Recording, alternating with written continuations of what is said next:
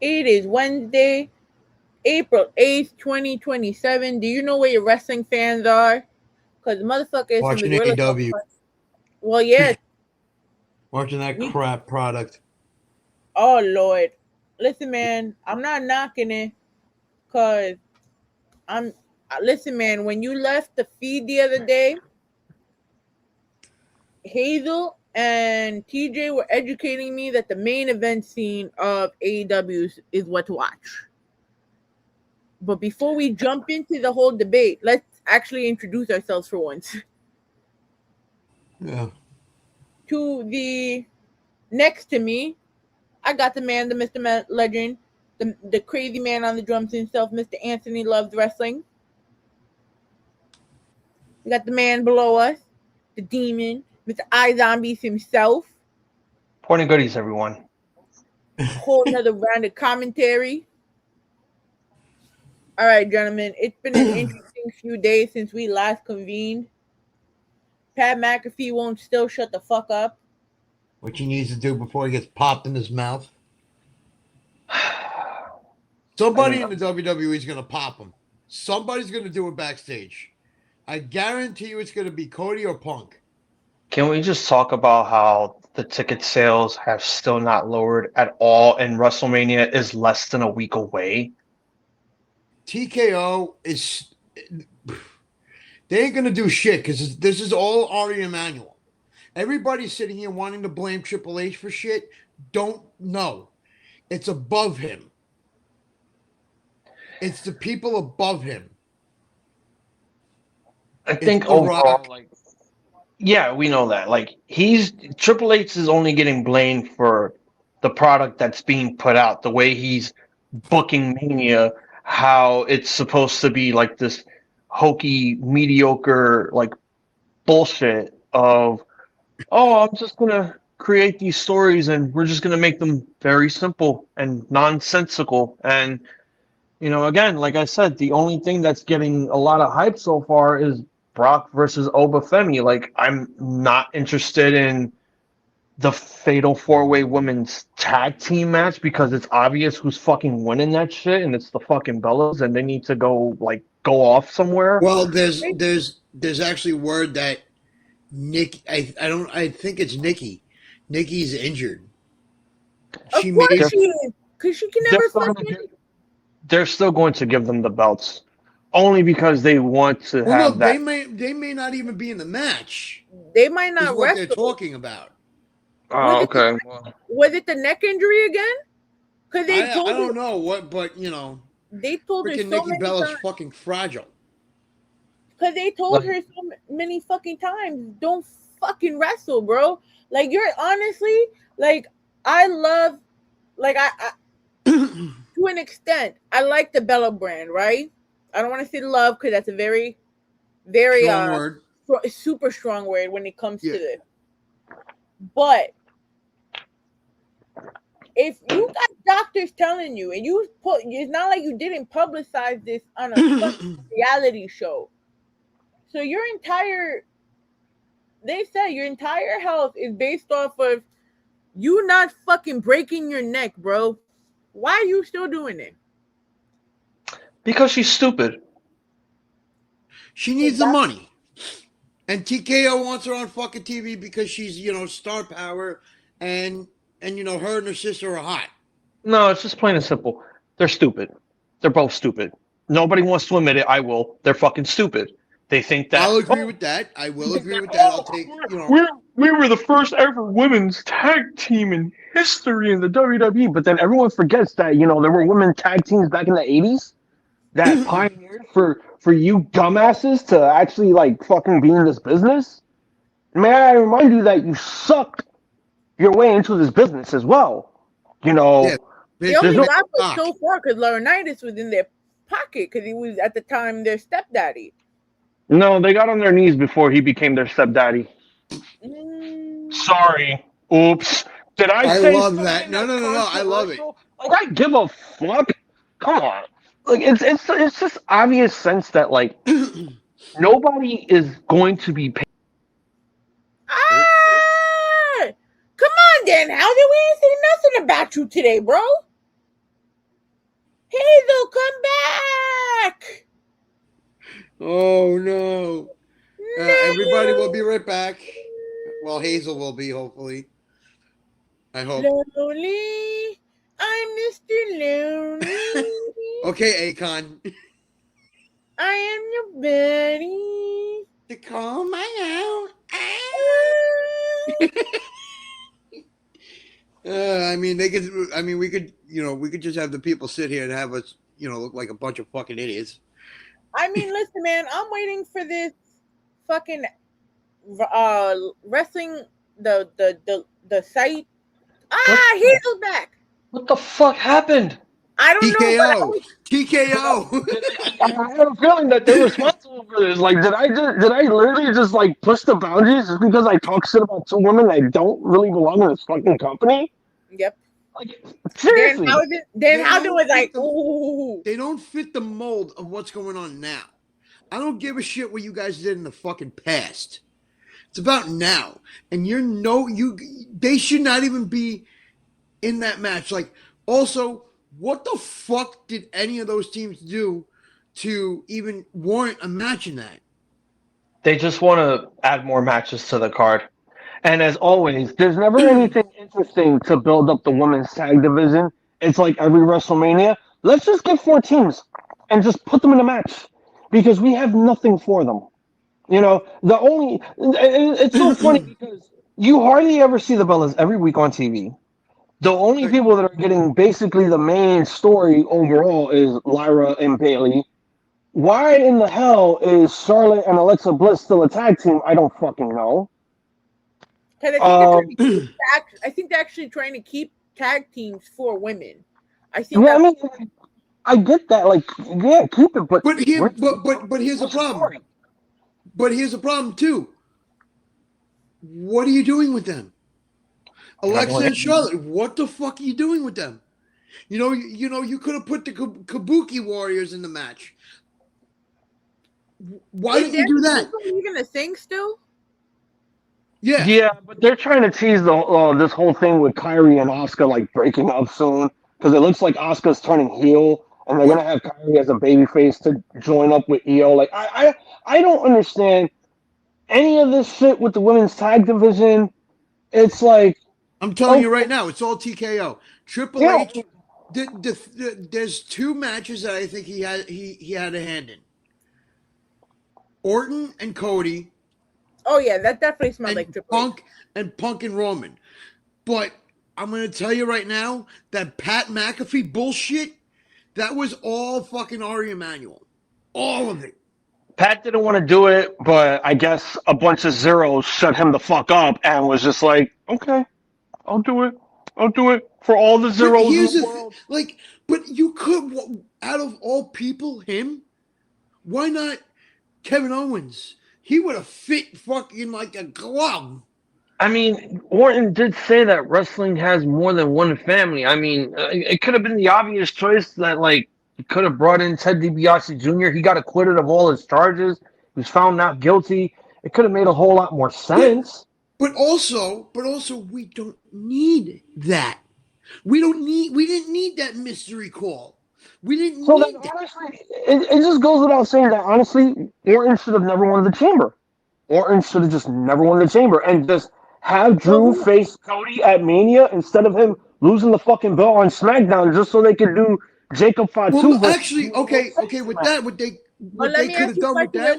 Wait. Before you get into that, Anthony, if Randy didn't go in the Chamber, who the fuck would have deserved it? I again, just give it to fucking Cody because who else did you really have in mind to win? You weren't giving it to Logan Paul. There was no way you were going to let any of the young guys like Trick Williams and Javon Evans get that spotlight because, 1, they haven't earned it. 2, they haven't worked hard for it. They just needed bodies. The logical choice overall should have just been Cody.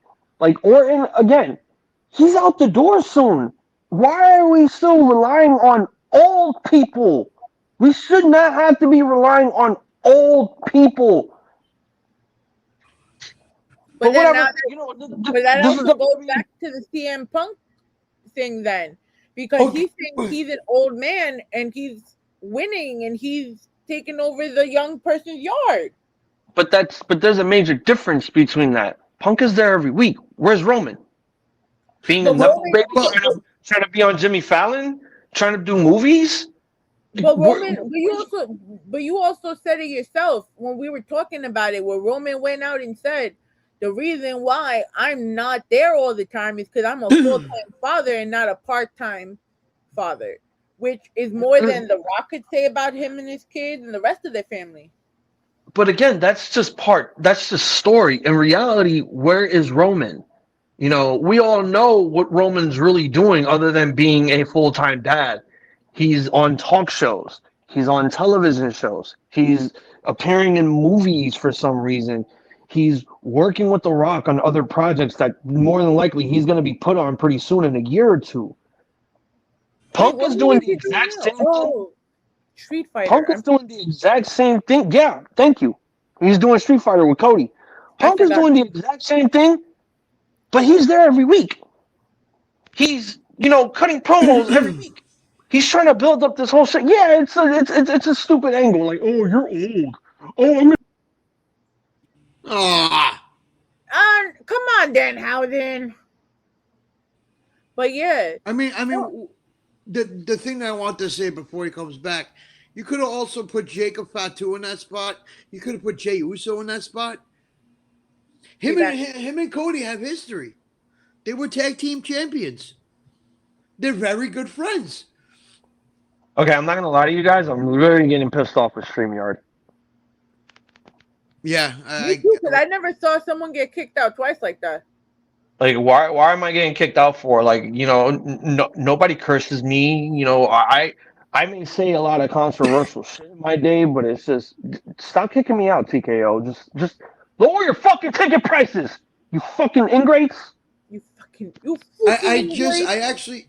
I just said this to Katrina, and I want to know what you think. Okay. About it, Hazel. So you could have put Fatu in that spot or Jey Uso because Cody and Fatu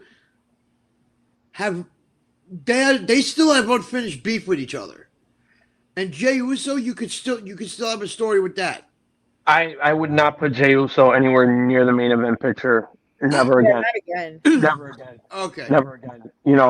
After finding out he won his first world title at WrestleMania, they really relied on a Samoan Sin Cara to actually win the world title against Gunther, which honestly, yeah, it pissed me the hell off because he doesn't earn it. He didn't deserve it. They just gave it to him because, again, they had nobody for Gunther. And it's just like, you have so many people.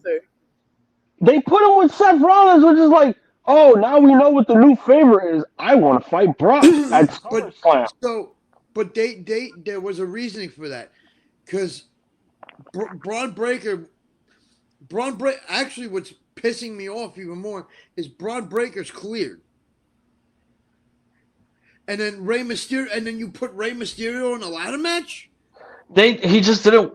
Again, it was more than likely that he did not want to do the match with Gunther because it was obvious that he was going to lose and he would have to retire. So it's just like, okay, whatever. Let's just, fuck it, get it out of the way. I'm not going to lie, I popped for Rey Mysterio actually being in the ladder match because it feels more lucha libre now for this ladder match because everyone there is technically a high flyer, minus Rusev, minus JD McDon't Google my ass. Google my ass, I'm done. It's just, it's supposed to be like the highlight reel moment, basically. And I understand that, whatever. I just didn't like the build that, like, oh, everyone's going to qualify in main event. The show that nobody watches unless you actually attended Raw. Again, there's only 3 matches that are absolutely investing right now. Yeah, I'm sorry. Oba and Brock, Punk and Roman. And I don't want to say it because it's stupid, it's hokey, it's Cody and Orton. Again, you had all that history between these two for like the past 20 years, and you just went in and squandered it by adding a fucking former NFL punt kicker. who doesn't do shit for the business. Like I said, Pat McAfee takes more vacations than anybody on that roster. I get it. He's a very busy person, doing football commentary for one, his own podcast, number two. But it's like, hey guys, everyone has a fucking podcast in WWE now, and they still make it to the goddamn shows. Everybody's doing Twitch, and they still make it to the goddamn shows. What makes Pat McAfee so special? Well, because he because does college game days, like every fucking year in the summer. And not because he's technically working for ESPN. It's like, dude, nobody cares. Nobody cares. It's getting up to the point where ESPN is about to literally pull the plug on these fuckers. Listen, if they do, I'm happy because again, if it wasn't for Anthony, I wouldn't be watching the PLEs. Because him and his beautiful family are the only people that spent the $30 a month. I got legal channels. I'm not paying for that shit. Hey, I got a question for you guys. What the fuck is Club WWE? Huh? What is Club WWE? I never even heard of that. That's just been popping up on Raw for the past week now. Hold on. Fahrenheit or Celsius? Like, when they do, like, before they go to ads and everything, there's this, like, little Club WWE logo that just keeps popping up. And I'm like, what is going on here? Am I missing something? Is this going to be a new streaming service? Because you're not really telling us anything. Wait, hold on. The fuck is this? Alexa won't tell me what Club WWE is. They thought I was talking about the degrees. That's because Alexa doesn't know anything. WWE filed a new trademark application for the term Club WWE ahead of visual teasers on last night's episode of SmackDown. I'm guessing Fridays. This has been appearing on Raw. Because I don't watch SmackDown. Like I'm done. I'm done with this SmackDown. This move. I watched it the day before we podcasted, so I could about the Pat McAfee segment. The exact nature project remains unconfirmed. However, the application categorizes the filing under goods and services and includes references to a membership club that provides discounts and special offers. Oh, okay. So it's just like discounts for merch, discounts on ticket prices. There shouldn't need to be any discount anything if they lowered the fucking ticket prices. So let me get this straight. Club WWE is basically microtransaction in human form? Yes. Yeah. Get the fuck out of here. Like, no, absolutely not. I'd rather just subscribe to my AEW at this point. I mean, a banana. There's really a mind. Like, it's stupid. This is really stupid. I'm telling you right now, this is all TKO. This is not everybody. It's not Triple H. There's a lot of shit that we could say, okay, yeah, it's Triple H. But a lot of this shit that's going on right now, I don't think it is. Because Triple H would, because remember back, what was it, 2017, 2018, when the McMahon family and Triple H went on the Authority. I know what you're talking about. That bullshit that happened in 2018. I'm like, what the hell are you guys talking about? You guys are just telling us one big fat lie because ratings are sinking faster than the Titanic. Like, but it's TKO and everybody and I'm telling, and I heard this. I was watching something like I watched JD, like I watched off the script because I follow that guy and I love his takes. Yeah, so do I. But he had mentioned a lot about like it's like Triple H is they're setting him up to fail so they could fire him and they're gonna bring in Brian Gwartz, whoever the fuck that is. He was the writer for like the Attitude Era at the time. And like he's good friends with The Rock. The Rock. Yeah. So it was within the next 18 months, he's gone. Because think about this. Why do you think he's putting Stephanie in. He's And putting his own. if he's really just letting everyone do whatever the fuck they want, just But because. you gotta, okay, but you gotta think though. Triple H, TKO is a boss. That's it. That's his boss. TKO is his boss, and whatever Ari Emanuel says, he's gonna be like, okay. It sucks because when he first came back after his after he got his surgery, the shows were watchable. They were great. TKO comes in and fucks everything up. Why? Because here, and I will tell you exactly why. So they could bring in, so The Rock could bring in their people, because for some odd fucking reasoning, Dwayne fucking Beefcake Johnson can't stand losing against Triple H. Look, there's this whole thing going on that like there's apparently going to be an all-out war between TKO and WWE, and it's going to be like TKO is going to have their guys. Basically, The Rock is going to pick a few people, and Triple H is going to pick a few people, and we do a war games, and whoever wins controls the company. Games! I'm just being hypothetical, but I have a feeling that, like, by the way things are going, because let's just say that right now, we know for a fact that, like, Triple H and The Rock cannot coexist in the same room together when it comes to being creative. Rock likes to call himself the final boss because, again, yes, he has Vince's seat in the TKO office. That's number one.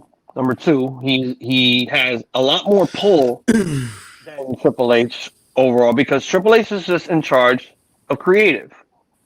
And again, everyone's only blaming Triple H because of creative. This has nothing to do with TKO. TKO is literally trying to make WWE the Disneyland of their company. That's why I said, don't be surprised if they actually, create a roller coaster for WWE at Disneyland or Disney World, because it's a possibility that it's going to happen. There's only one person, two people technically, that do get a say in everything that goes on within and outside of the company, and that's Ari Emanuel and The Rock. Everyone else. The Rock is the only man with the power to tell people to go smoke crack. Now go home and smoke some more crack. Correct. Look, I mean, that's what he should be. That's what he should do, or stop smoking it because he's on too much of it. It's just at this point in time, right now, it's just Again, I'd rather just watch AEW. The show that some people don't really like because there's no plot, there's no story, there's no chemistry in wrestling. But at least they're sticking around. At least it becomes watchable from time to time. Not saying the shows are horrible, but I'd rather that than what I have to go through on Mondays. I don't watch Tuesdays because Tuesday's the horny show, and I don't watch the horny show.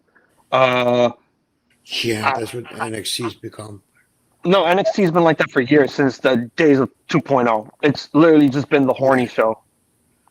Yeah, so it's not really, you're selling your product to the wrong demographic. You're supposed to be selling it to wrestling fans, not horny teenagers that are still virgins that are fucking their body pillows. Okay? There comes a time and day for us to actually enjoy wrestling, and sometimes WWE just likes to tell you, look at this girl, look at that ass, look at how they move in the ring. Look at the sex appeal we're giving you guys, and they have athleticism. We're only here for the athleticism. We're not here for their looks, but that's what you're really trying to sell us, huh? And it don't help when the older generation, they be peeping that it like.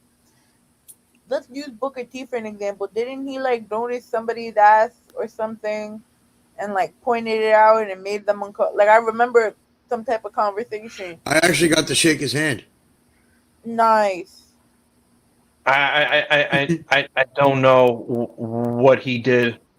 All I know was he would get horny every time Stephanie Vaquero was skull fucking someone, and it's like, dude, you have a wife. Chill the fuck out. Oh yeah, no, you have to have respect, but once again, it goes back to the point. Like if the older generation don't show the respect that they should to the, no, I'm not saying, but don't objectify the women. Like I'm not saying show them respect as if they're better than anyone else, but show women respect in general because women have always been objectific in wrestling as far as Oh yeah. Oh yeah. they were I always agree. put in skimpy little outfits. You had fucking Vince McMahon trying to fucking motorboat Stacy Keibler. You had bra and panty matches. You had like mud I'm wrestling. pretty It's sure like, what are you we had fucking Jerry doing? Springer on the fucking program, bro, on Raw, just to mediate the fucking Bella Twins bullshit. Well, rest in peace to that man, because he's no longer with us. Rest But in it would peace, have been, Jerry Springer. yeah, Yep. but it would have been nice for him to actually regulate half of these women that apparently they keep bringing back. I wouldn't be surprised if they actually brought back if they bring back Saraya, and I'm just like, you know what? This women's division's cooked. It's fucking cooked. I was surprised I thought they were gonna bring her back for Rumble. To tell you the truth. I mean, what would have been great was if we got fucking Jericho back in the Rumble. Like, just give us, like, they could have given, like, but no, why would you go back to fucking AEW?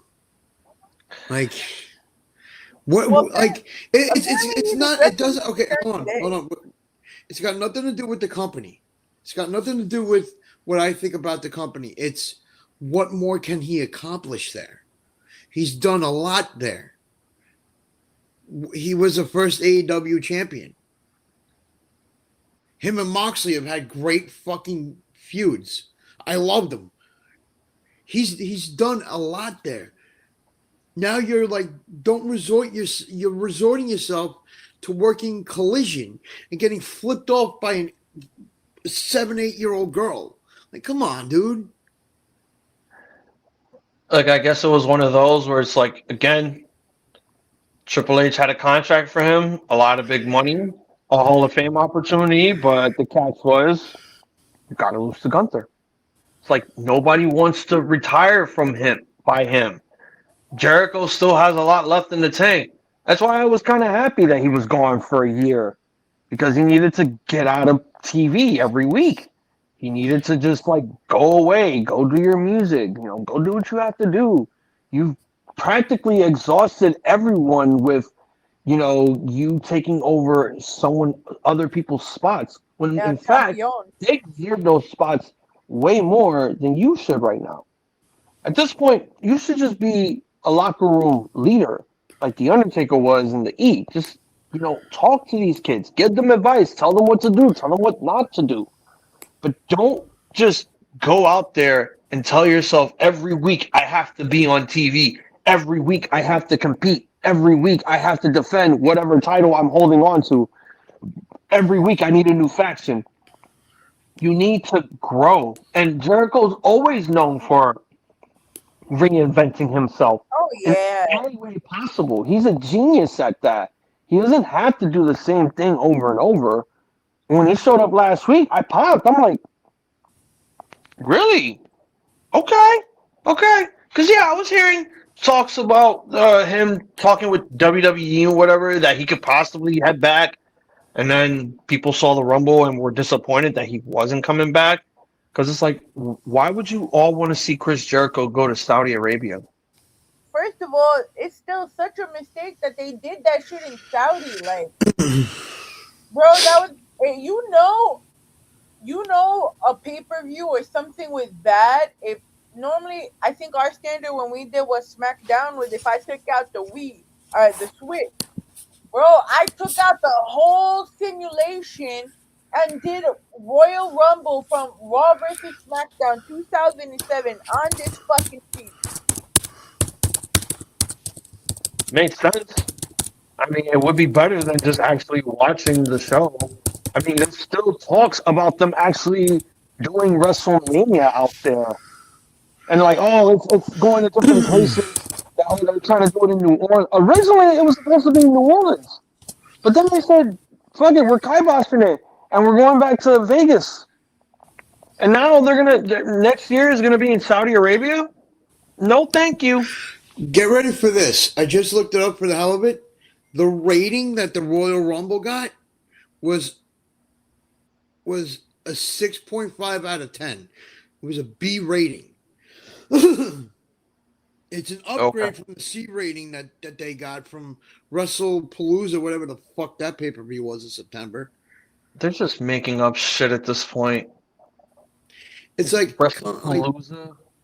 Come on. Like I'm sorry to say this, but that fucking I don't know how I feel about that Cena fucking Lesnar match. But then again, who the fuck knows? I like now, but like for this WrestleMania season, it's like, why are we all feeling shot from it? Why are we all feeling shot from it? You can't be doing see. Granted, the Punk Romans was kind of like a little too quick of like a. I'm gonna say it like this, and it's probably gonna sound funny, and I feel like Katrina's gonna laugh. But it was that was like a premature ejaculation, in a way, if you really think about it. Like they kind of.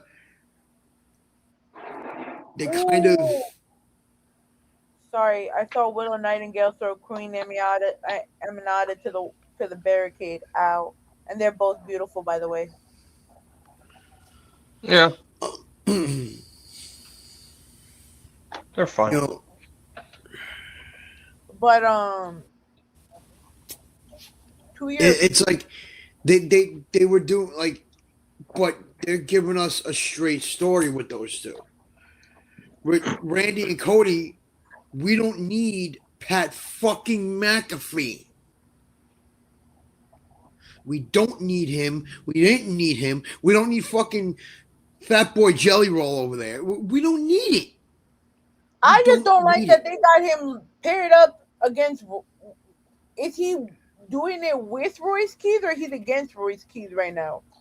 Nobody knows what's going on at this point. Again, Mania is 1 week away, and they have nothing for Royce Keys. Why is Jelly Roll appearing on SmackDown? For what? To show off his new physique? His new weight loss physique? Cool. But if you're not going to do anything, stop bringing him on the show. It doesn't make sense for someone like him to take part in WrestleMania. You know what? Honestly, if it was me, I would have just made him the WrestleMania host. Maybe that would have sold tickets instead of, let's bring back John Cena. It's like, guys, I get it. He's retired.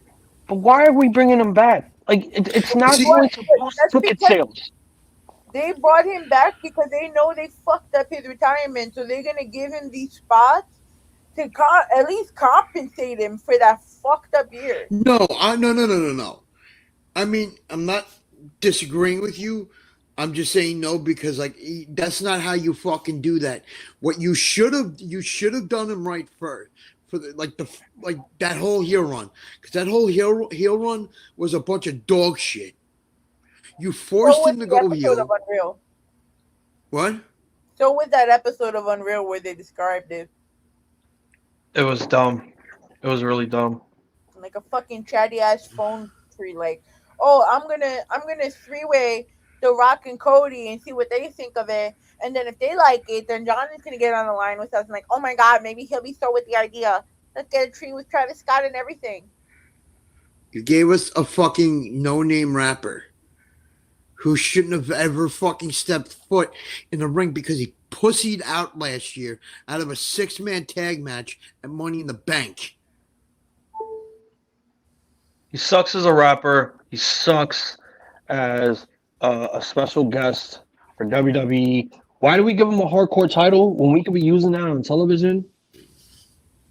Why? Like, that could have been useful for something. And I'm gonna say this right now. I don't understand why is it that we are doing ISO Speed teaming up with the Vision to take on, LA Knight and the Usos when you had the match right there in the palm of your hand, and that's ISO Speed versus Danhausen. Why are we not doing that?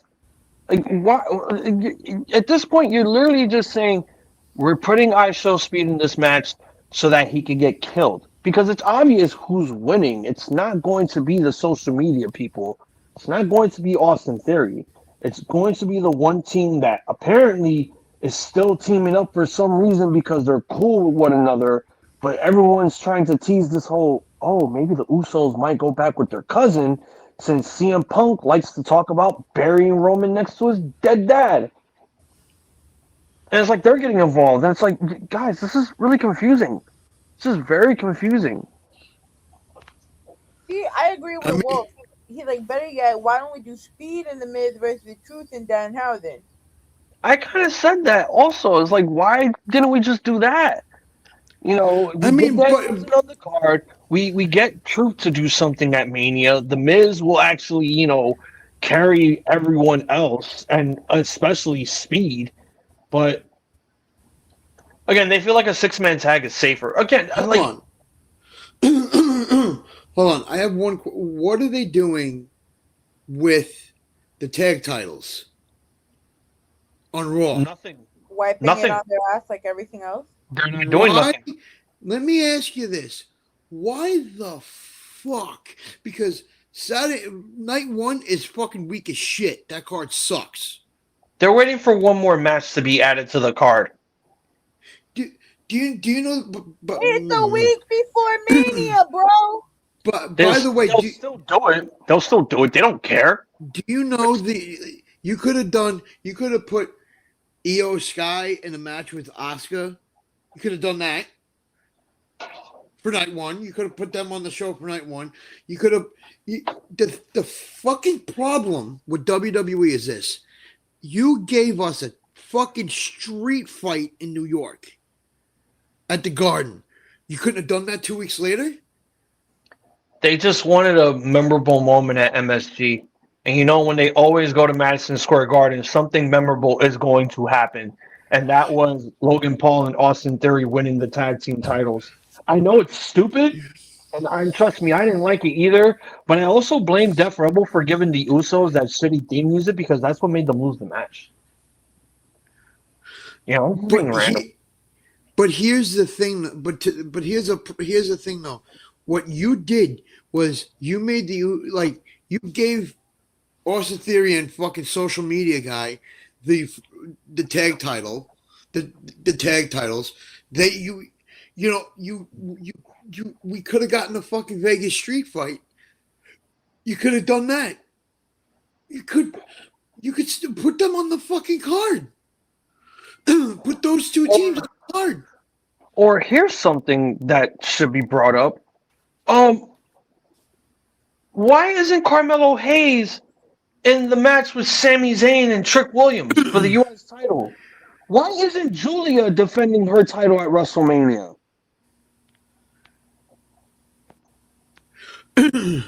Because they want to keep it to like a 6 or 7 match card. That's why. I think we all know that WrestleMania is going to be 4 hours long because look at what they always do. They like to, throw advertisements. They like to show us product placement, Hall of Fame stuff. Advertisements from ESPN, depending on whatever sports you're interested in. All that dumb shit. You don't have to do all that. You have an opportunity to utilize the United States Women's Championship and put Julia in a match at WrestleMania against somebody. I don't care if it was Chelsea Green or Mi Chen or God, whoever else is in the Raw on SmackDown. I don't fucking know. But you have every opportunity to do so. The problem is you don't want to do it. Well, here's the thing. Mi Chen is a baddie. I don't even care about the whole baddie thing. Like that's stupid. That's AEW telling that's WWE telling AEW, hey, look, we got our own baddies with Jade now, and they could actually wrestle. I never really saw B-Fab actually wrestle. And last She time I sucked. checked, I saw her Aaron wrestle. Hogan and Layla Gray were way better wrestlers Yeah, than well, B-Fab. that's what I want to know. Forget why the women's tag titles are still a thing. They're always going to be a thing. They're never going away. They will never go away. Especially They're just as useful as the AEW women tag team titles. Yeah, you know, but the women's tag team titles in AEW actually feel legitimate. Everyone is just a makeshift tag team in WWE. AEW, at least, they're trying to build some story with that. They never build story with the women's tag team titles in WWE. It's always, let's put multi women in this match. like we always Yeah, talk but about AEW does the same shit. it's not happening. I don't think so. Well, I mean, I have not been seeing AEW for a while since I was away, so I wouldn't know what's going on. But from what I saw at Revolution, that was a whole different story. I mean, yeah, but here's the thing though, like Tony, everybody considers Tony Khan Mr. Pay-Per-View, which he is, and I will give that to him. I will give him that. He is Mr. Pay-Per-View. I saw a lot of pay-per-views during the pandemic that like that dude, that freaking I don't know if you watched it, but that freaking barbed wire match with Moxley and Omega. Yeah. Oh, dude, that was so good. We live streamed it. We live streamed it. We just didn't like the very end of it because it was just like it was. But did you see the promo? But did you see the promo that Moxley cut on about that? Yeah. He was calling it like he was saying like, oh, must have been from like Looney Tunes, like Acme. Like it was like this is so good. You know the fact that. Go ahead, Katie. No, you're fine. But I just saw the hugest difference between the AEW and the WWE Women's Tag Team Division, right? Queen Animata just got her ass whooped by Willow, and as soon as the match was over, Willow picked her up and shook her hand. Yeah, sportsmanship. You don't see that on WWE. But I mean, I feel like it's done too much in WWE. I mean, in AEW. Yeah.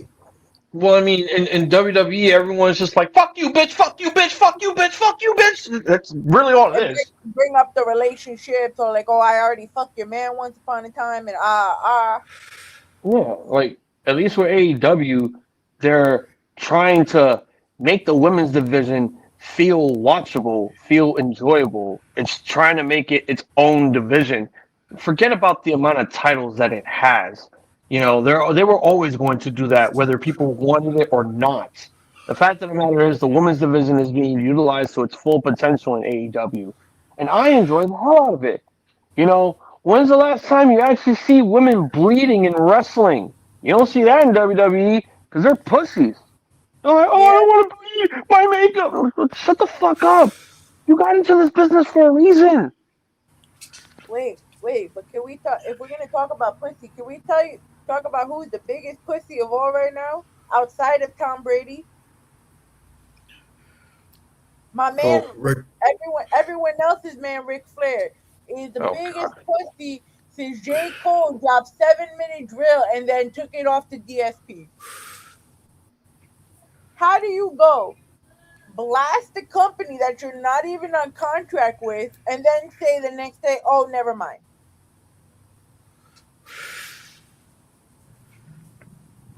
It's Ric Flair being Ric Flair. WWE must have paid him off. Hey, more than likely they did. Yeah. Hey, Rick, if you go online and you make a statement, like we'll pay you a certain amount of money. You think Ric Flair knows stuff about Vince McMahon? That he was gonna start blurting shit out? Like, I saw Vince McMahon do this to this woman, and that's why I'm, saying shit. And they were like, dude, shut up. We'll add more zeros to your thing. Just don't say anything, please. That could be a possibility. Hazel, I will agree with that.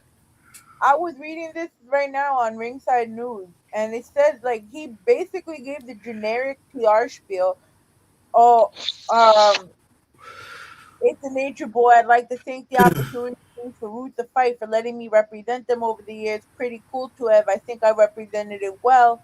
I'm not even mad at the people that took it away from me. Bullshit, because you said it the day before. I was at first, but I understand business and business comes first. That's a major change from where things stood 24 hours earlier, where Flair was publicly accusing the E of trying to hurt his legacy. Bro, What the fuck? like really, bro? Like you sound like the generic, like you sound like Triple H when he was trying to sweep everything that's happening with Vince McMahon with the stupid Netflix deal. Shut up, Look, you. this is all I'm gonna say. Rick, you don't need WWE's money. Apparently, you're still making money off your energy drink. You're making money off of your weed. What more do you need? Wait, Are Ric you Flair still got a going weed through streak? alimony? Yeah, Ric Flair's had weed for years. What? I didn't know Yeah. this. Oh my Wait. god, you guys have been living under Dwayne Johnson. The Wait, fuck? bro. First, I found out about the Pixies being Redman and Method Man, and now this. Oh my god. Nah, Ric Flair's had his weed out for like years. There have been wrestlers, retired ones that actually stay away from the fucking business. Kevin Nash, that actually have their own weed product. It's like, hey, if my podcast isn't getting me enough revenue, then I might as well put out a weed product for all the wrestling fans that actually liked me back in the day. Like, hey, everybody, I'm selling weed. So Ric now, Flair's been having it for years. does he have an indica or a sativa? Like, is he I one of don't those? know because Does it I make never you tried drool? it. I never tried it. I see the nugs. It's like it looks top shelf. The packaging looks top shelf. But that's the Wait, thing, but though. It's just it's called Ric Flair drip. If none of you don't know what that is, just look it I up. don't smoke, so Yeah. Well, I mean, like Ric Flair's been having this product out for years. This is probably around the same time that he put out his Woo energy drink. Again, an energy drink that you could only buy at like Vitamin Shop or GNC or on his website because you can't find those at local stores. You can't. you really can't. Okay, so apparently, according to Reddit, it's 31. Wait, hold on. It's 31% THC, and it's an indica. Okay. So it's mid. So it's just fucking mid shit. Hey, we don't knock on the indicas. You say I like 31%. That's well. I mean, no. What am I saying? That's bullshit. That's actually top shelf shit because it's actual flour. If it was like yeah. If it mid was grade like shit single like 14% THC, I'd be like, yeah, I'm passing. I'm like, and especially someone like Ric Flair, like Ric Flair. Does RVD have his own weed strain? No, but he has his own rolling papers. I think he has his own bong. oh But shit. that's the thing. Like he's been doing that for years as well. He's been trying to sell RVD rolling papers. He gave rolling papers to Triple H and Vince during his Hall of Fame induction, and it's like, oh, okay. Like, thanks, man. Maybe he has his own weed. I don't know. Yo, TJ just said RVD has everything but a strain. Yeah, RVD basically has everything. He has a bong. He has a grinder. He has papers. He has like RVD pens, but no weed. I actually got to smoke with RVD. I think it's because Katie Forbes is pregnant and she's like, no more weed. Probably. So did y'all But yeah, hear? like, I just feel like the whole thing with Rick is just a ploy for WWE to shut him up and just pay him a shit ton of money to just not open his mouth anymore. It's like, oh, they said he can't work with certain shit that he was doing because it's working with WWE. Like, what sense does that make? Like, he's not under a Legends contract. I don't think he even signed a deal after he left AEW. And the funny thing is, when he left AEW, they were still promoting his shit. It's like, bro, you were hardly in the company when Sting brought you back. You just showed up like, I don't know, like 4 times, and that was it. I don't know, man. Like, we're learning a lot of things behind the scenes. Like, social media really be blowing up everyone's spot, though.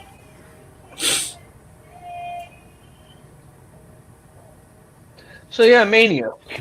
Who's excited for WrestleMania? Even though I'm, more than likely they're not going to lower the ticket prices. Listen, man. I'm, Right now, I really want to know who really got hands in Mania. Because if it already came out, like I sent you guys the article that I saw on Ringside News where they were saying that fucking McMahon had hands in Mania 40. So what's there to say I he don't don't got believe hands that. now? I don't want to believe that. Like that's old news. Again, it's like a presidential questionnaire. They're trying to distract you from what's really going on, and that's TKO not lowering their ticket prices to the point where this cockamamie of a story actually had to come out, and everyone they're like, talk about this. Hey guys, talk about this. Talk about how Vince was personally responsible for running behind the scenes at WrestleMania 4. No, no, we want to talk about how you guys are not lowering the fucking ticket prices. Nobody cares about Vince doing shit behind the scenes. Nobody cares. Lower your fucking ticket prices. This is why I have the best seat in the house. It's called the comfort of my own fucking home. I save money by switching to Geico instead of paying WWE $20,000 for a front row seat ticket. Like for like the thing that I don't get is that like you guys want to sit. Everybody wants to stand there and say, "Oh well, we have to do something about it." Yeah, how about stop fucking buying tickets to their pay-per-views? But then, and then it's like it's ridiculous, right? Because then, and this is what I hate the fans, some of the fans for, right? If especially for when it came to MSG or when we had SummerSlam here. Oh, if you don't go to Barclays or you don't go here, or you don't go here, you're not a real fan because you're not spending money in your own hometown. Excuse me, do we not see the times we're in?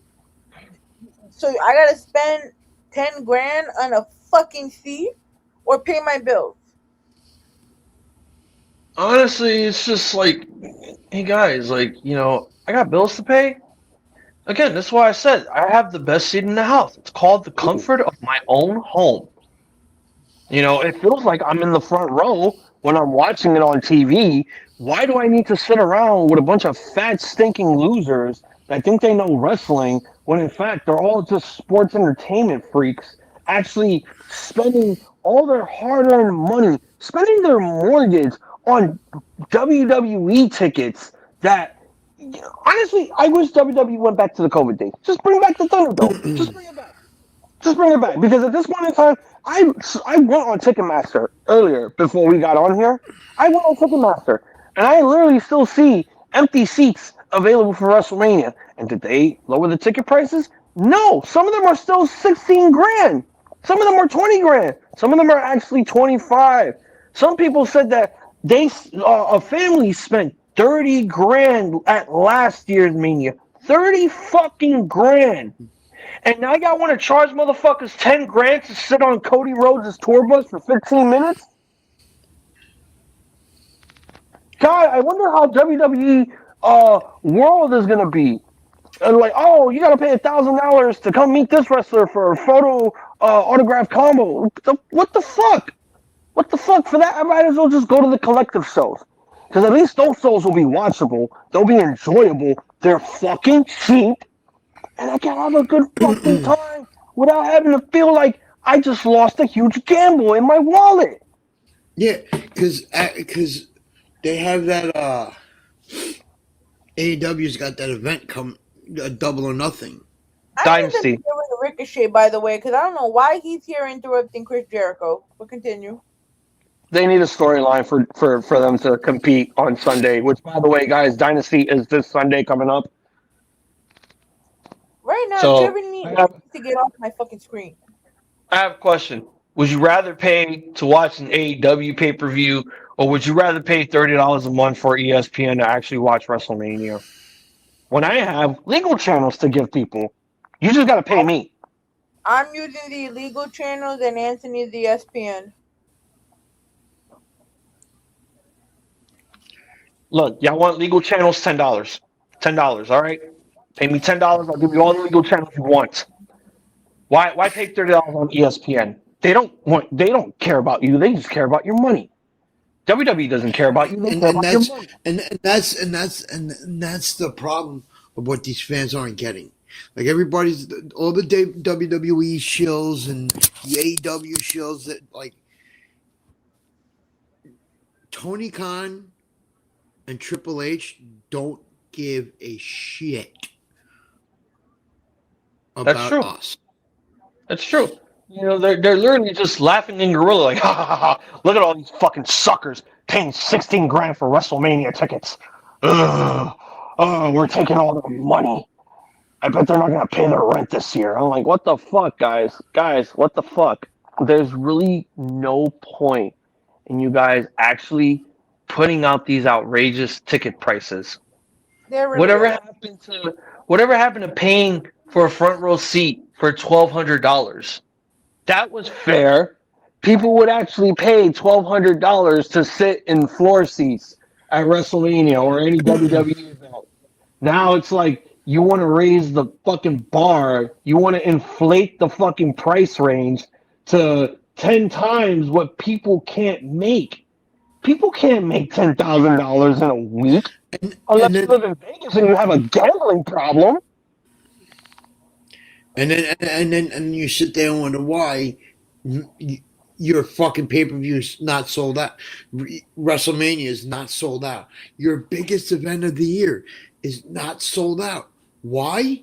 It's because look, your ticket prices like their package deals. Like I think it was like years. Like I think before the pandemic. For the hell of it, I was. It was like $1,600. It used to just be like, you want to do a package, it's $900 or $1,600. Yeah. Flight, ticket, signing, hotel. That was it. If you wanted to do a ticket, it was 16. If you wanted to do 2 tickets for both nights, it was like 2,000, like $2,000 or something like that. Like 2,400. 24, okay. Yeah. But it was still like, okay, it's not going to cost us an arm and a leg. An arm, a leg, and a kidney, and somebody's eye. Like, it wasn't going to cost us that. Now it's costing us that. And you expect people, wait, what did McAfee say? Oh, yeah, I'm surprised that that WrestleMania is not sold out. Because, Randy Orton's not. It's like, shut up, you fucking Logan Paul without muscles. Like, no one. I love Randy. He's one of my tops, but he's not the same. Like, but it's because you added Pat McAfee, and the guy was a babyface for too long. Now you want to try to turn him heel, and it's not fucking working. Again, it's back to the whole like main events are just baby faces versus baby faces.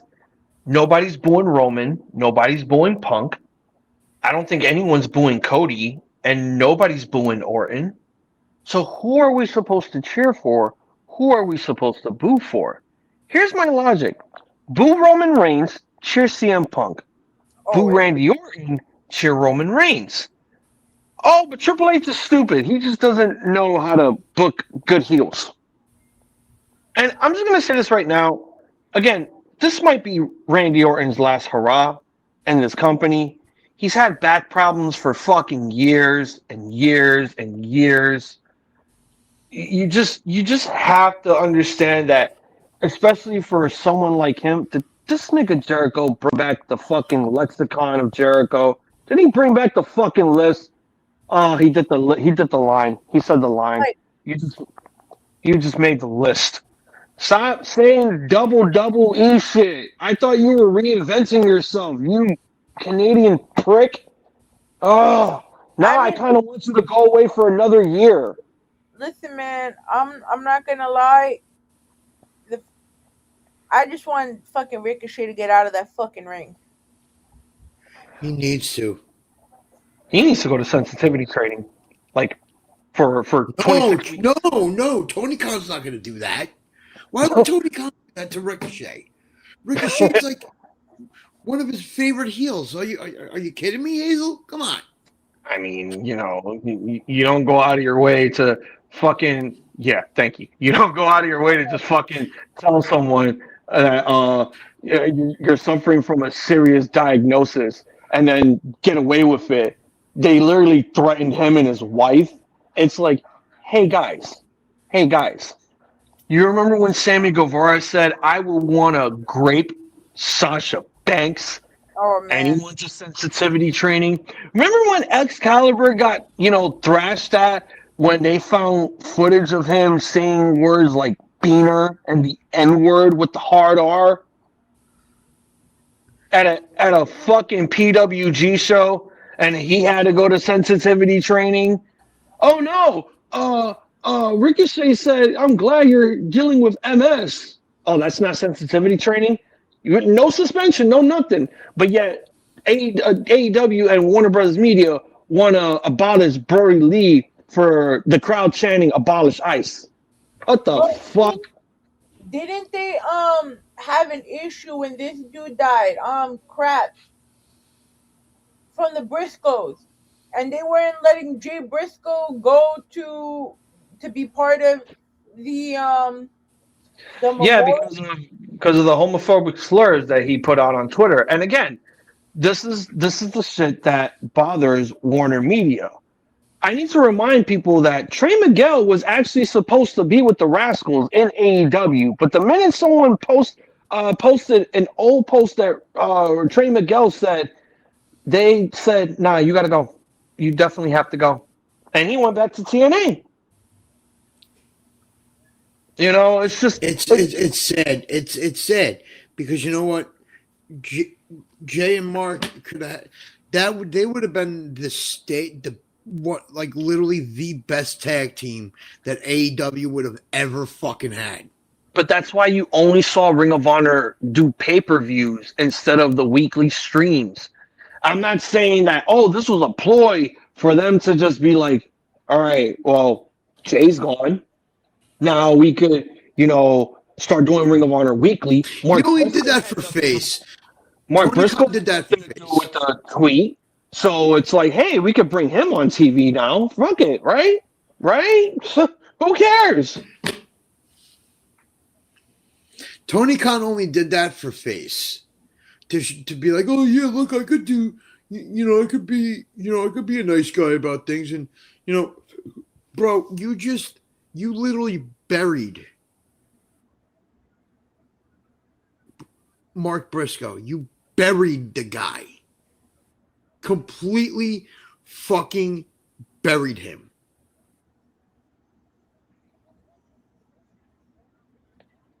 For what? This is why I have such a problem with fucking Tony Khan, because he's got to keep signing fucking people. Like he's signing a fucking birthday card or an anniversary card. He's signing people like it's like fucking going out of style. I mean, at least Tony Khan did the right thing this time, at least this week with Dynamite, and instead of having Jericho in the beginning of the show, they waited after the first hour. Yeah, they waited, and they did what they needed to do, which it looks as if we have a match between Jericho and Ricochet at Dynasty. And again, this is another fucking problem. The only match that you've been plugging so far for Dynasty has been MJF versus Kenny Omega. That's the biggest. But that's exactly my other problem. You're revolving your whole pay-per-view around one match, and you're forgetting about the other matchups that you have. But they didn't have any other matches. It was just that alone. It was just that. It was just that. They didn't add nothing else. You could have you know what you could have done? You could have done Darby Allin and Gabe Kidd in the fucking coffin match at Dynasty. You could have done fucking what's another one? I don't know. You could have done something. That's just all I'm gonna say. You could have done something, but instead you only plugged one match. And the fact that we have this week alone for Dynasty to pop up is going to show me that they did not have a lot of time to build up this show. They're going to come up with the excuses like, "Oh, we're just coming off Revolution and blah blah blah." They cut down the fucking pay-per-views. Oh yeah, no, I forgot. They got Will Ospreay versus John Moxley for the international title. I mean the Continental title. No, I know it's a good match, but again, it's just like you're doing all this shit at the last minute when it's like the week of the pay-per-view. Here we go. A new match has been announced: the Young Bucks versus Konosuke Takeshita and Kazuchika Okada. And it goes back. But it goes back to the E2 not having the product to plan out either. They're both kind of dropping the ball.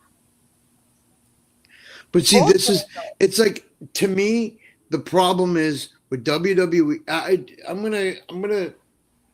I'm gonna share the problems that I have with both companies when it comes to pay-per-views and all this. First of all, WrestleMania, you're doing it too late in the month. It should be the first weekend of April, because the TV time the TV starts sucking around and now, to where now everybody's not really happy and excited about it. I have a huge problem with that.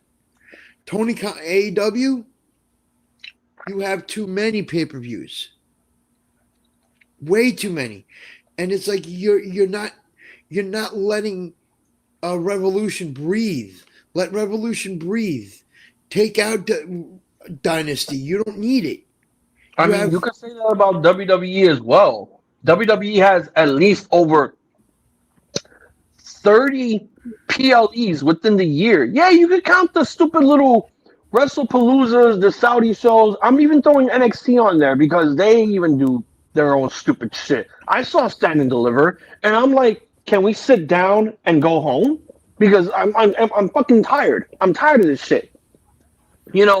Stand and Deliver was supposed to be like the pinnacle, the prequel to what Mania is within that weekend.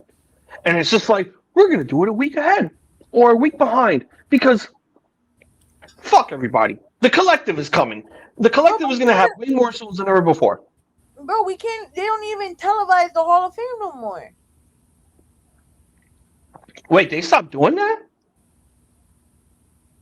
No. Yeah, No. Last year, when was the Hall of Fame played? Because it wasn't. Was it on Peacock? It was some little No. They did it. It was at some little miniature area in Las Vegas. The only problem is they did it at midnight. That was the problem. Yeah, I remember that. It was like right after SmackDown. The Hall of Fame started at midnight, and it's like, why? You could just say, hey guys, fuck SmackDown. Come watch the Hall of Fame. Come watch Triple H talk about his dick. I'm looking it up. So apparently it's going to take place 9 p.m. Eastern. The event will in Dolby Live, T-Mobile. But where the fuck do you watch it? You watch it on it's 9 p.m. Pacific, midnight Eastern, but it doesn't even say. AKA, you watch it on the ESPN app. That's gay. Again, WWE likes to do this stupid shit. And that's the problem. This is what happens when you do SmackDown for 3 hours when it should go back to 2. Wait, because got put in the class of 2026? Who? AJ Styles. Yeah, that was AJ announced Styles, weeks ago. that was weeks ago. He was the first ever inductee into the Hall of Fame. Once he did his retirement. No. It was Stephanie. No, it was AJ first, Stephanie No, second, Demolition, Dennis Rodman, Bad News Brown. I thought. Wait, I I think thought. Stephanie came Oh, first. and Hold on. Sid Justice, Psycho Sid, Sid Vicious, whatever. I think Stephanie came first because No, At WrestlePalooza. that remember they did the podcast and Taker went on. yeah, that was a week after they announced AJ Styles into the Hall of Fame. You think they're gonna give Stephanie McMahon the WrestleMania highlight, like the headline for the Hall of Fame? Absolutely not. They're giving it to AJ. AJ deserved it. No, of AJ course.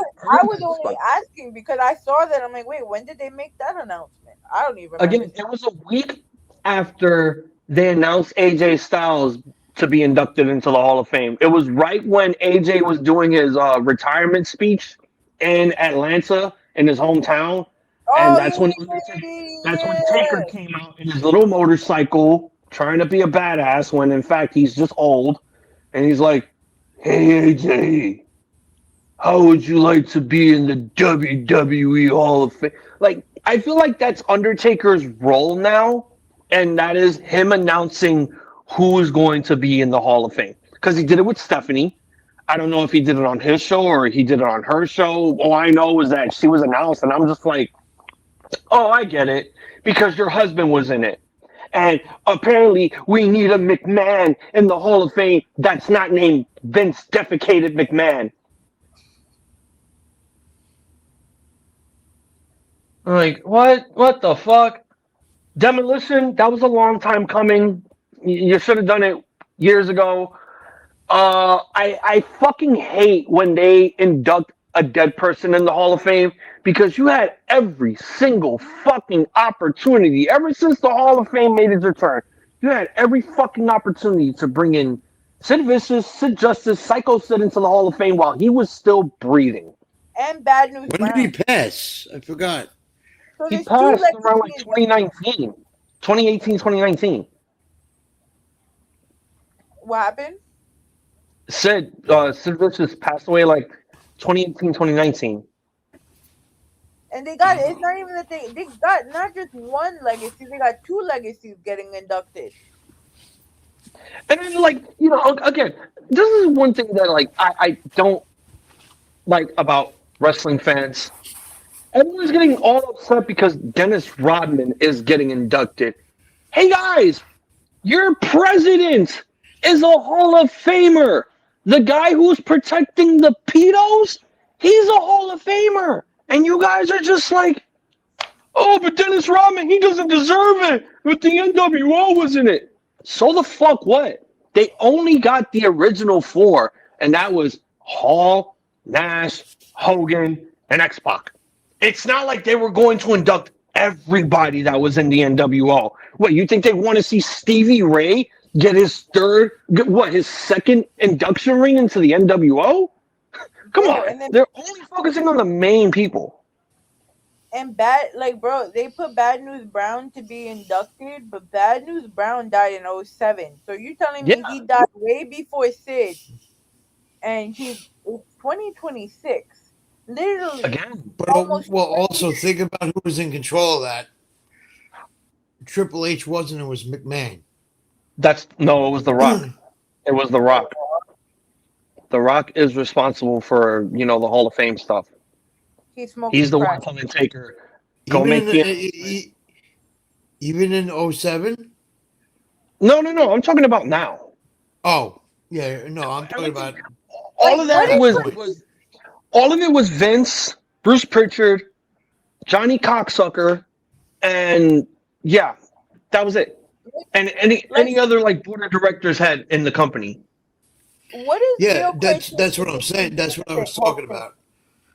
Is there even a set criteria to be in the Hall of Fame? No, you just get a Legends contract and a big fat check and a ring. I think the only cool thing that they did was, I don't know if they're going to do it this year, which I'm hoping they bring it back, and that is Last year they had Brett and Austin inducted into the Hall of Fame because of their WrestleMania 13 match or 12. man. Like They- that one was actually really cool. That okay, now Bret Hart is the only person in WWE to have 3 Hall of Fame inductions, and Stone Cold has 2. You know, I hope they bring that back. The Immortal moment. I think that's what it was called. the Immortal Award. Yeah. Like The bring one that back. Award? No. That's the Ultimate Warrior Award. That's the award that they give to people backstage that have contributed, that have worked hard, that's not a wrestler, you know, or someone that's just doing like charity work. And in all honesty, you should have just gave Stephanie the Warrior Award. Why does she need a Hall of Fame ring? Why? Because we can't talk about her dad anymore, so we just have to have a McMahon in the Hall of Fame? Honestly, I'm not even gonna say she's a McMahon. It's honest. It's Stephanie McMahon Levesque. Okay, another Levesque is going into the Hall of Fame. Plain and simple. Yeah. This company is literally killing itself. But next week, But, they get you know, tables. Yeah, I'm going to be getting married the first day. The second day, playing a show. Listen, man. There's so much shit we can talk about. There's probably more stuff that's gonna pop off before Friday's SmackDown. Look, I'm only gonna watch WrestleMania just to see how the stage looks, because they always like to showcase that shit, and they always look cool. I don't even care about the matches. They could all be great for all I care. Trust me. Like I've said it many times, and TJ will tell you. There will be moments where there is a build that's actually intriguing, but the match sucks. There are moments where the build automatically sucks, and the match is somehow good. There's moments where the build sucks and the match sucks. There are moments where the match is great and the build was great, but we just don't know because we're going in there literally blindfolded. You know, we're not going in there telling ourselves, all right, the build that we've been seeing so far has been absolute shit. It's been diarrhea. It's been mediocre. It's made people turn off the television and probably go watch horror movies. Yep. Oh, no. Once Mania comes on, it's like, okay, all bets are off. Let's see if they exceed our expectations once the bell rings. Oh, fuck. Yo, you okay, Anthony? They're doing the same fucking stage as they did last year. No, they're not. No, the fuck they are not. We have less than a week. This is usually the time when it comes to Sunday. This is the time where they're actually going to be in Allegiant Stadium and build it. There's no way. There's no fucking way. That has to be a WWE 2K thing. They cannot just, say, oh, in order for us to save money, we're going to do the same state. No, because that wouldn't make any sense. That would not make any sense. Last year was gold. This time it's black and silver, right? No. Right? It's Raider colors, right? No, it's saying Nala News Report.K WrestleMania 42s. I don't understand what any of this shit means. Look, I don't believe a single word that dirt sheets say. When I get pictures of the Mania stage being built, that will determine whether or not they're using the same stage. I don't think they're going to use the same stage. I don't think WWE's that stupid to use the same fucking stage. You literally are telling people we're very fucking lazy, and we just said everyone's just going to leave. Everyone's just going to leave. Literally running back to the same arena to save money while charging probably significantly more than last year is hilariously evil. Yeah. Everything is evil. That's why he's going to NXT. He's not going to go to the WWE roster. The fuck? Him, Hiromu, who else left New Japan that more than likely will go to WWE? I think it's just those two. That's it. Mm.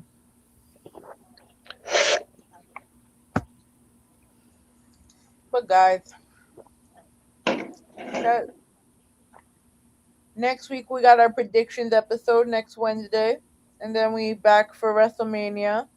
Well, me and Mhm. Hazel will be back at least for Saturday, and I'll be here for 2 nights. I'll be here for and both nights. I know, but I was gonna say we got Anthony on day 2 because he's gonna be a married man, being a rock star. Because Oh, okay. he getting married. Listen, man, you're the only person that I know that can go get married and then go play a gig the next day and not get in trouble. Yeah, because I'm doing that gig with my wife, with my new wife. So congratulations to that, guys. But You know, real quick, weren't they supposed to do Mania, this Mania in New Orleans?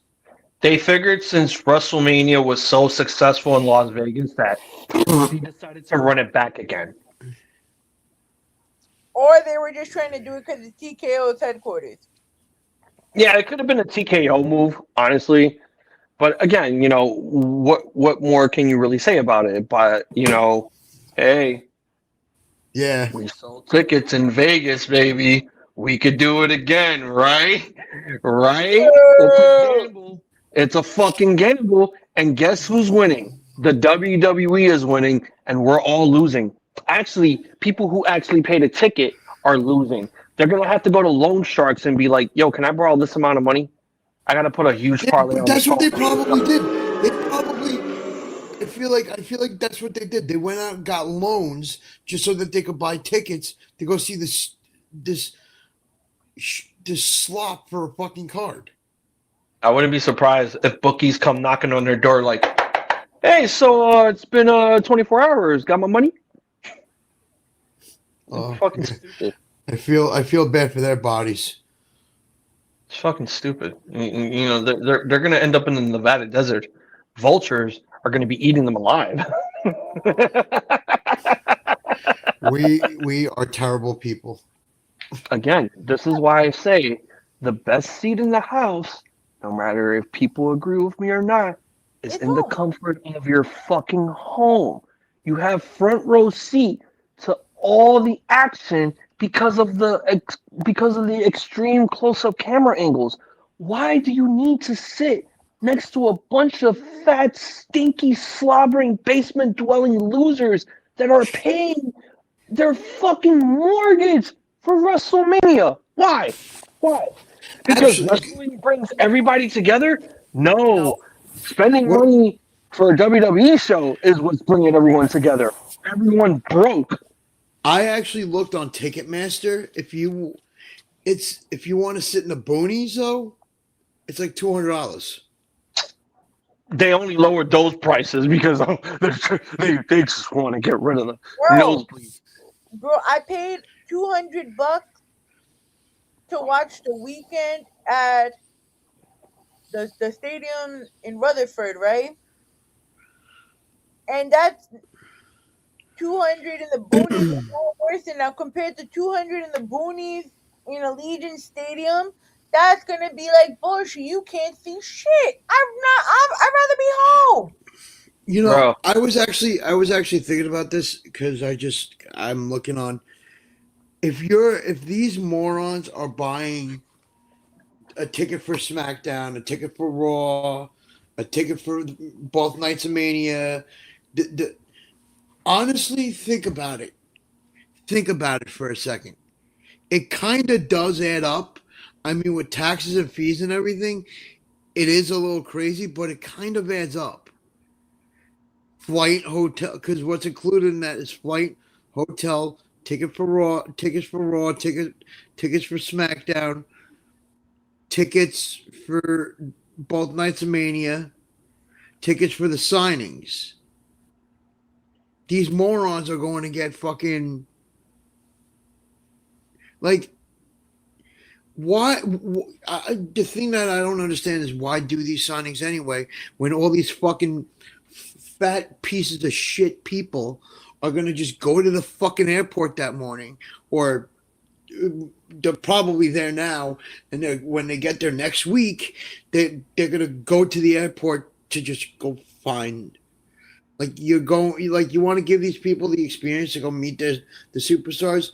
No, you're not giving them a fucking chance. What you're doing is you're having these parents bring their kids so that they could get whatever they need to get signed, so they could put it up on fucking eBay. Oh, and by the way, like, don't go to WWE World because that's going to be even more expensive. Isn't WWE going to be in Saudi though? No. They every year it's like, with WrestleMania, it's like their little convention. So WWE World is basically going to be in Vegas.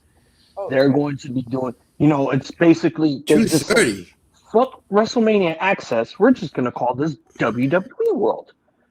Okay? So basically what it is, it's like everyone's just going to stand in line for a couple of hours next to a bunch of fat, sweaty, disgusting virgin basement dwellers that, make out with their anime body pillows of 12-year-old girls just to get autographs and pictures of their favorite wrestlers and then, try to talk to them for 5 minutes and blah, blah, blah, blah, blah so that they can waste everyone else's time. See, This is the problem. Hold on. T-shirts are going to be $50. Hats, action figures, championship belts are going to be worth $1,200 in this convention. Again, you might as well just get your WrestleMania refund and just go to the collective shows. Go watch GCW. Go watch, I don't know, go watch Ring of Honor. Go watch the ladies promotion. Go watch anything there, because I'm telling you right now, those shows are the ones that usually steal it throughout the weekend. You really think WrestleMania is going to be worth your time, your effort? You might as well just watch it in your fucking hotel room while you're fucking your girl. Or masturbating.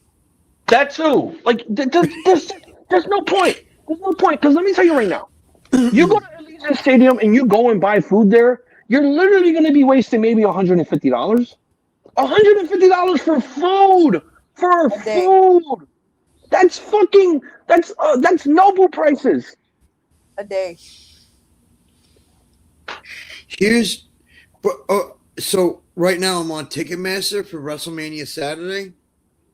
Just the tickets, it's not 16,000. It's 30,000. It's not. No, it's not. Those are packages for families and couples and whatever else.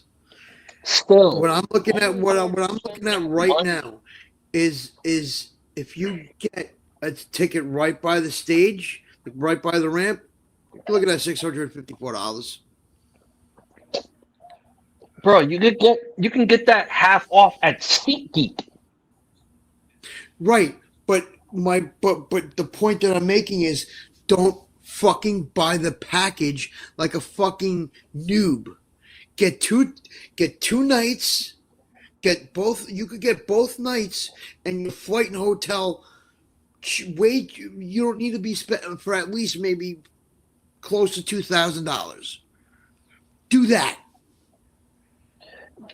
You know how much my ticket was worth when I went to WrestleMania 20? My ticket was worth $250. $250. And I had good seats. I wasn't on the floor, but I wasn't up in the nosebleeds either. But I had a good time.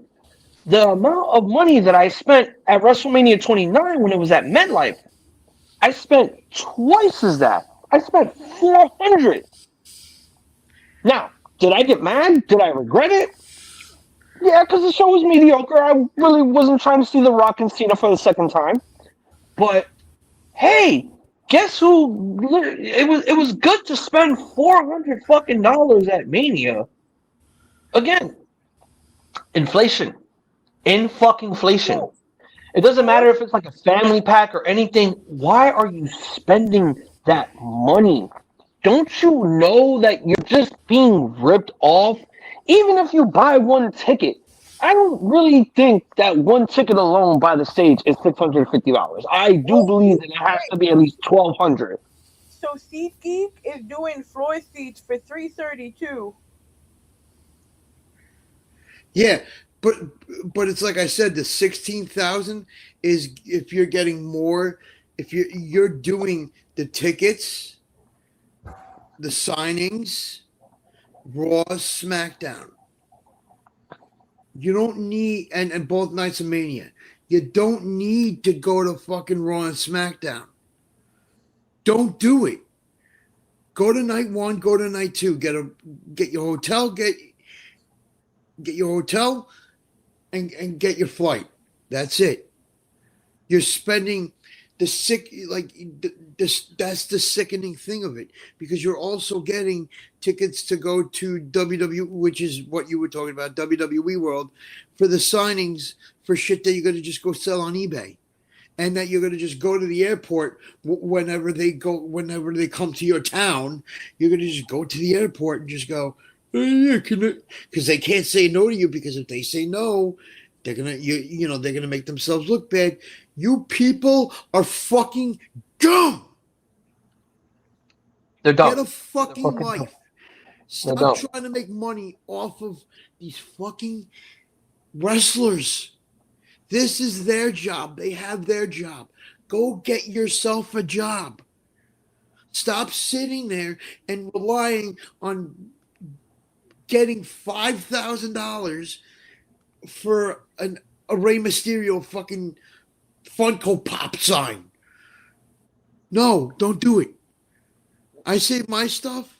Whatever stuff I get signed, I go to a wrestling event, or I go to a signings, where they're there to do their job, which is sign things for a couple hours, and I will go there and I will do that there. Don't go to the airport. Leave these fucking guys alone. Leave these men and women alone. Mm-hmm.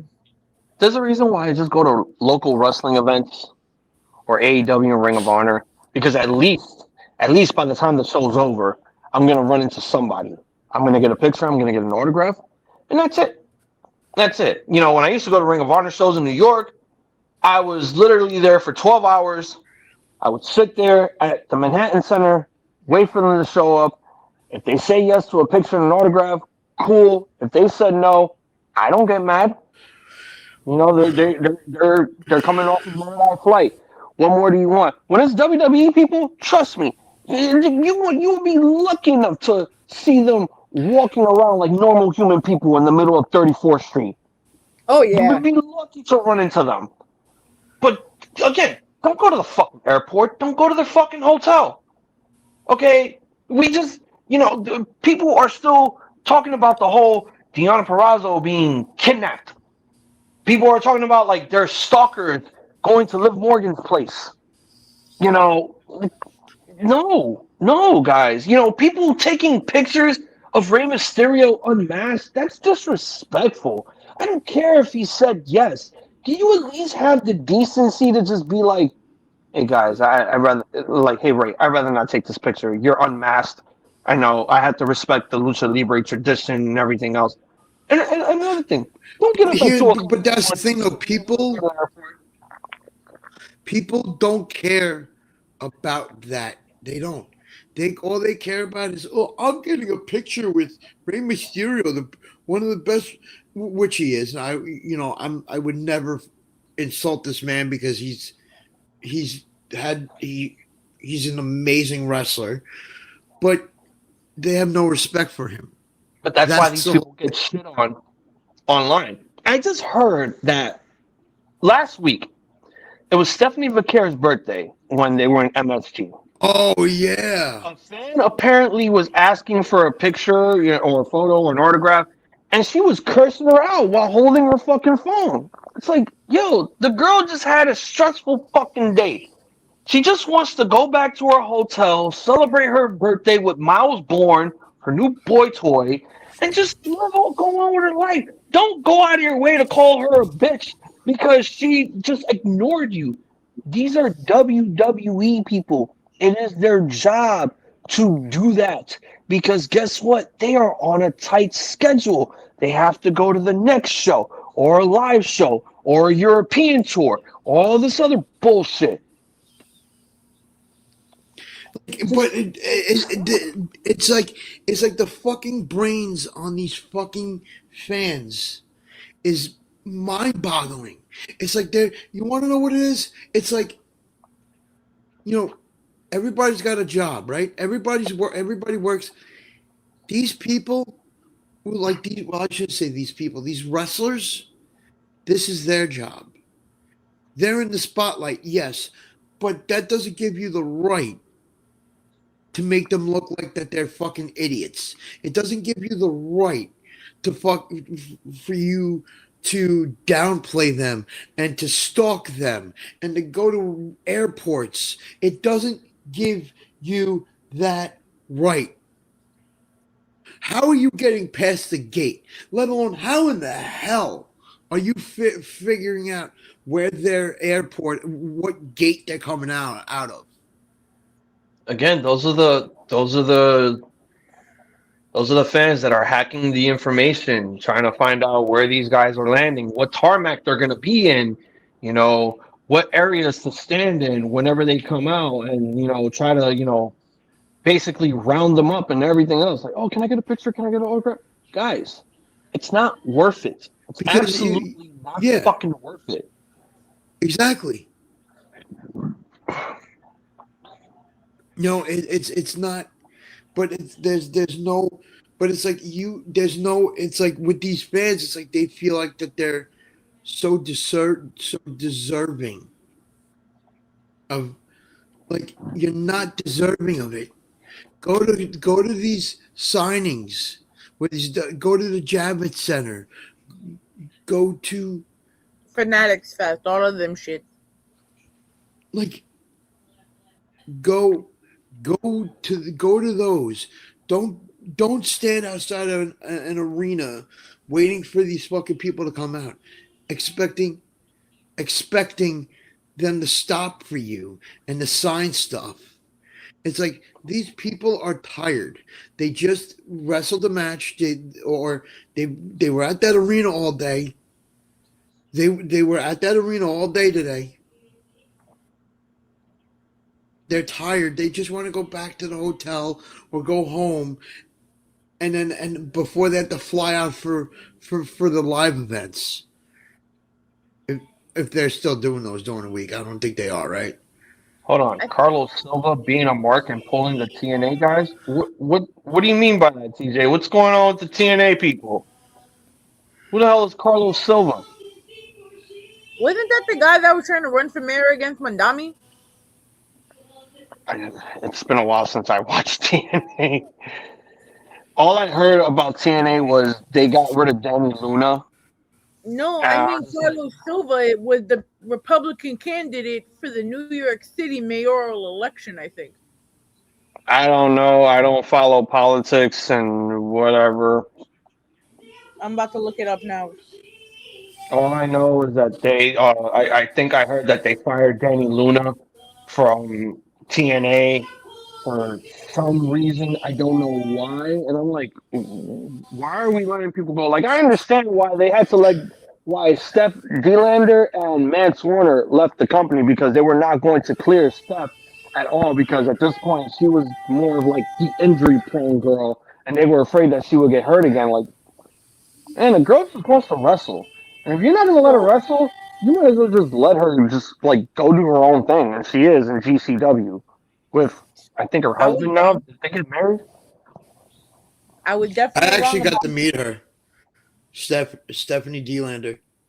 Yeah, TJ will probably write the information in the comment, because this is new about the TNA guys. I don't know what the hell's going on. Well, I'm actually reading the article on Fightful right now. So Carlos Silva cites partner conflicts as the reason for TNA wrestlers being pulled from shows. Sean Ross Sapp of Fightful Select first reported that Moose had been pulled from Maple Leaf Pro Wrestling's Multiverse show on April 17th in Vegas. He was previously approved for the show, but it was noted in the Select report that there's a growing concern that matches involving AEW and TNA talent could be scrapped as well. So it's not even just a That's why, because You can do it, babe. Because this is the thing. You can do it. TNA is still working with WWE on a couple of things, and they don't want their guys going to Maple Leaf Pro Wrestling to be working with AEW guys. Again, it's a business, people. This is a place of business. There shouldn't have to be strict rules and regulations because, one company is working with WWE and blah blah blah. It's like don't put your peanuts in my peanut butter. Don't put my peanut butter in your jelly. I forgot the fucking saying. And now what Young Wolf said about Rico versus Leon Slater not happening. MJF is also calling out Silva for the Nick Nemeth match being canceled. Yeah, because Nick Nemeth apparently has been shooting on MJF online, and then they made the match happen. I don't know if it was going to be for the AEW World Championship, but at the same time, it would have been a great match. But again, when you have TNA working under the guise of WWE, bringing in their guys to go to NXT and work with NXT people, and NXT people going to TNA, it becomes a fucking problem because guess what? All the matches that you wanted to have before that you guys booked, it can't work. It can't work because WWE is going to call TNA and be like, what the fuck are you guys doing working with Maple Leaf Pro Wrestling? Isn't that Ring of Honor and AEW's thing? Why are you guys working with Scott D'Amore when you guys should be working with us? You guys know that we're paying you all this good money to come to NXT and work with us. You guys know we're paying you good money to have your show on AMC. We're paying you good money to have our stars come to your promotion, take your titles, and actually make it their show at the same time. Yeah, Young Wolf sending it all in our chat too. But the thing is gonna get pissed away because Silver doesn't want to let the company stand on its own.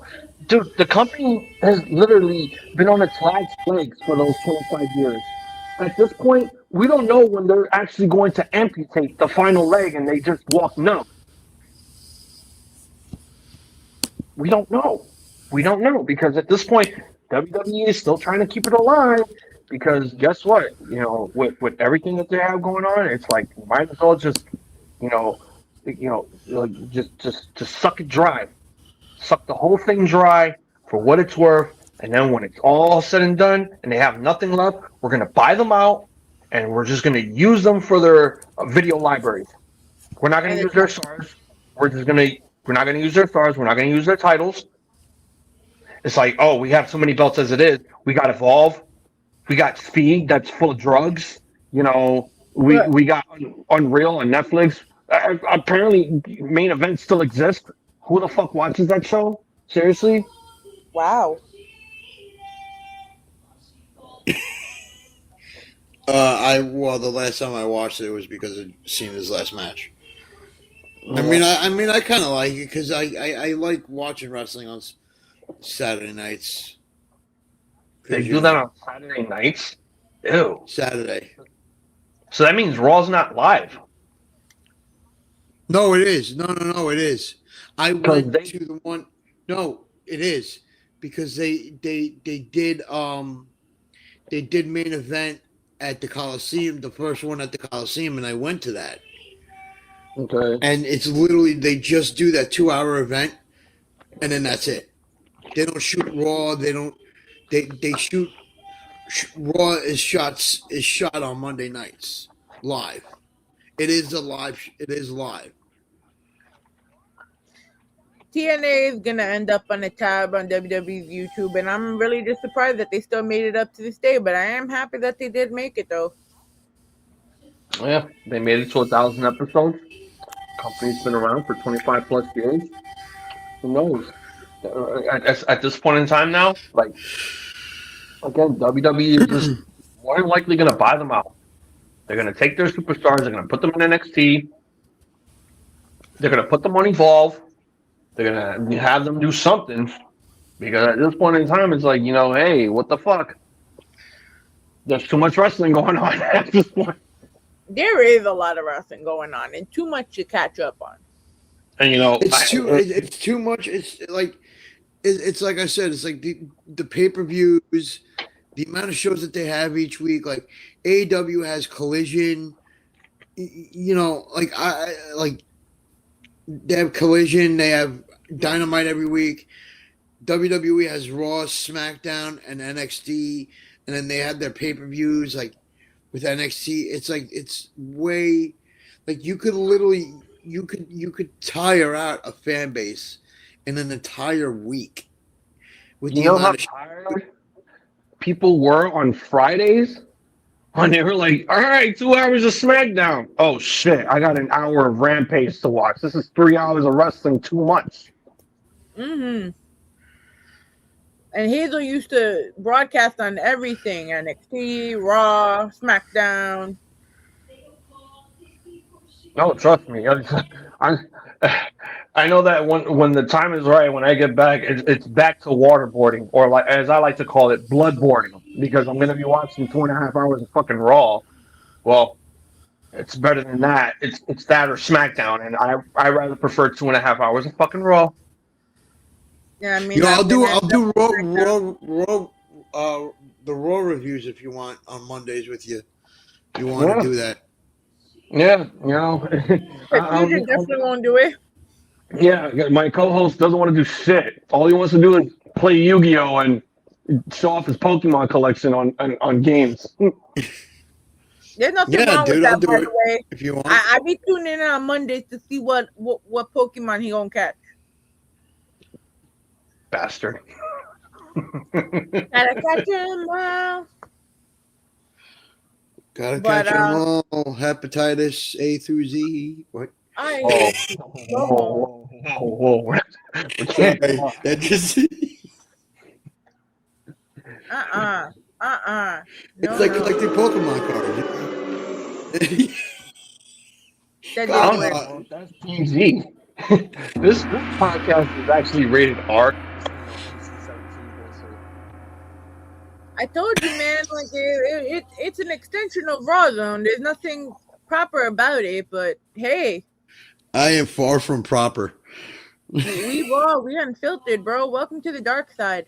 We have cookies. But on that note, From because Prepbridge Farm. we've been on for about the same time as Dynamite, my guys. So. Oh dang. No, Yeah. no, that's till like 10:15, 10:30, I think. No. We've been on the same duration, give or take. Okay, all right. And if anyone got a problem that we podcasting on a Wednesday, since people want to blow up my phone, why would a wrestling podcast be on at a time that there's wrestling? Because that's the only time we ain't got. And if y'all don't like it, you could catch the rerun. Yeah, word. You know, what's wrong with streaming on Wednesdays? It's actually pretty You could fun. do it, babe. It's Like- so fun. It's so much fun. You could do it. You got this. Yeah, you got this. I was talking to Sarah. I Yeah. know, but I'm still adding to it. But guys, on that note, where can we find you all? Same place. Yeah, youtube.com/RambleMania Show. Twitch.tv/RambleMania Show. Even though there's not anything on there as of now, we will be back pretty soon to do more Come Tuesday, Come Weekly TV episodes. Just check out all the live streams that we have on there, from like championship simulators, pay-per-view recaps, live reactions to pay-per-views, Raw, Dynamite, all that good shit. Facebook.com/RambleMania Show, Instagram @RambleMania Show, and our Banter Club podcast.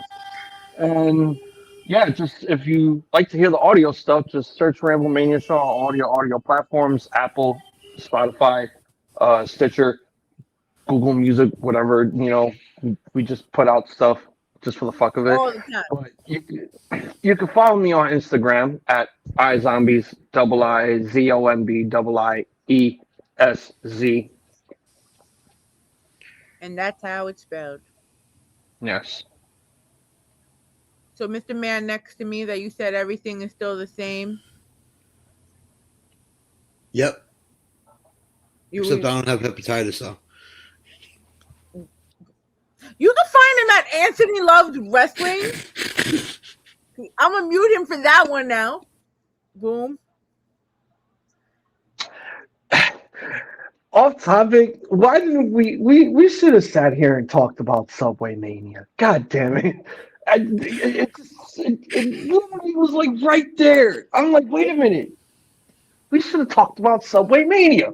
Fuck! Shout out to Tim. Bro, first of all, that was the time of my life. All right, that way.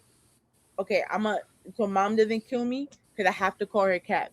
But that was the best shit I've ever seen in my fucking life. First of all, you took a bump. I took my first bump. By a bootleg Jey Uso, but it's perfectly fine. Oh shit! I almost got into a fight with two photographers that kept jumping in my shot, and I'm one of those people that I'm focused. But if you got me already hanging on the fucking side of the subway cart, trying to take this fucking picture, bro, who the fuck are you to jump in front of me? And I got mad, bro. So I got to the point where it's like I'm wearing my Raw Zone hoodie. I'm in a subway full of people. Like at this point, bro, I'm just watching the dude that played Obafemi fucking everyone else up through the fake swerve Trick Williams out of the fucking bro. He ended up in fucking 65th Street, right after one stop after Roosevelt, bro. They did this shit in Queens. And then the first thing everyone saw when Tim Han posted that video, Katie, what the fuck are you doing in the video?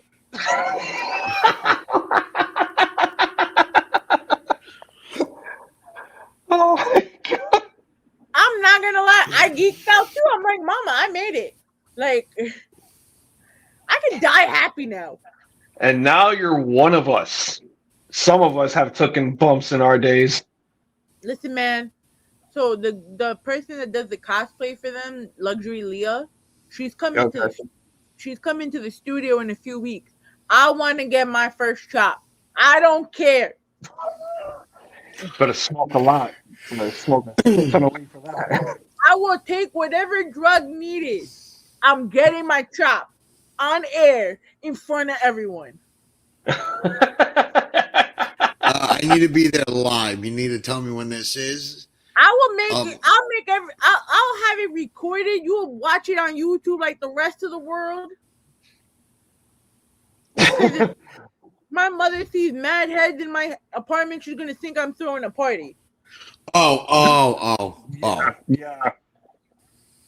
So I don't want to explain that to her, but that was the best time of my life. And the best part was, as they were progressing to 59th Street, the stop to go home was right on the way.